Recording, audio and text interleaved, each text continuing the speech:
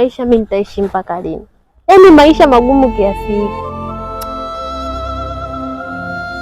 Mimi nahisi kukeleka. Hivi Mungu mimi nimemkosea nini jamani?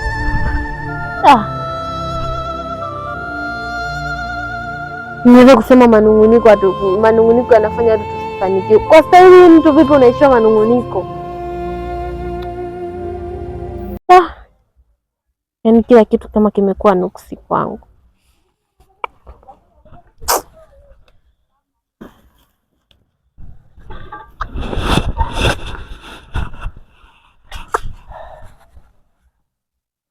Mke wangu sasa hizi mbaya nini? Mbaya mama? Hivi mume wangu, haya maisha tutaishi mpaka lini? Mbona mimi nachoka jamani.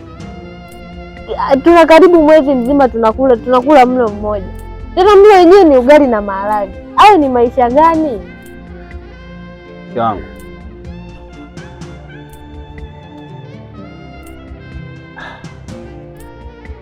hakika mimi mmeo napambana, najitahidi sana tuweze kubadilisha haya maisha tunayoishi.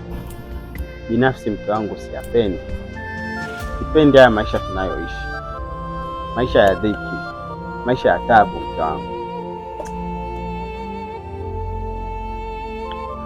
Mke wangu mimi natamani mke wangu tuishi maisha mazuri, tuwe na nyumba nzuri.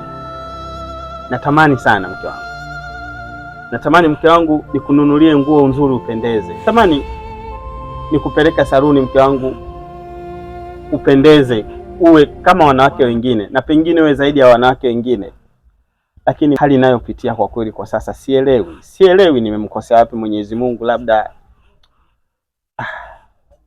mke wangu, can you imagine, nimetoka kulima, nimelima shamba zima, namaliza kulima, mwenye shamba nampigia simu basi nimemaliza anipatie pesa yangu, ananizungusha, amekataa, ananiambia mpaka atakapokuja, shika safiri, sikaenda Oman, sikaenda Irani. Mimi sielewi mke wangu.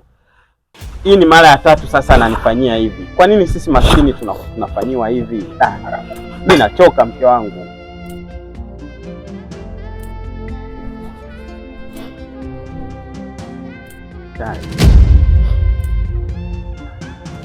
Alma, mwanangu, mbona mapema?